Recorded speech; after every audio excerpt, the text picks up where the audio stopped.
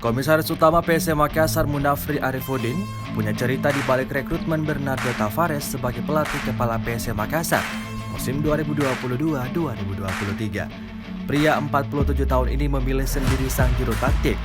Seleksi ketat dilakukan dari 20 lebih nama pelatih. Munafri Arifudin datangkan Bernardo Tavares ketika masih menjabat Direktur Utama PSM. Kini, ia menjabat sebagai Komisaris Utama PSM. Ketika Bernardo Tavares ada 20 lebih pelatih dari berbagai macam negara. Setiap malam saya lihat CV, literatur tentang dia, kata Munafri dalam ngobrol PSM Tribun Timur Rabu lalu. Munafri pun tak salah mendatangkan Tavares. Pelatih asal Portugal tersebut mampu mengembalikan performa PSM musim ini. Sebelumnya PSM terseok-seok di musim lalu, nyaris terdegradasi berada di peringkat 14 dengan 38 poin. Kini PSM tampil garang di Liga 1 2022-2023, menjadi satu-satunya tim belum terkalahkan di 10 pertandingan. Bahkan berada di papan atas klasemen, peringkat 3 dengan 22 poin.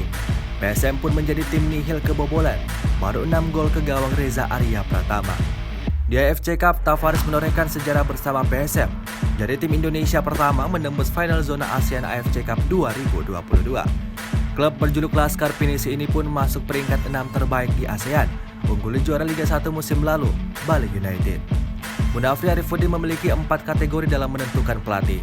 Pertama, pelatih lokal, artinya pelatih asal Makassar atau asal Sulawesi yang memiliki lisensi sesuai regulasi. Kedua, pelatih lokal nasional.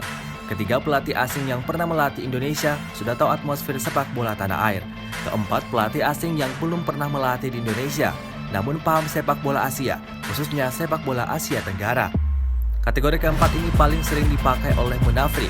Pria akrab disapa Api ini beralasan karena ingin memberi warna baru bagi sepak bola Indonesia.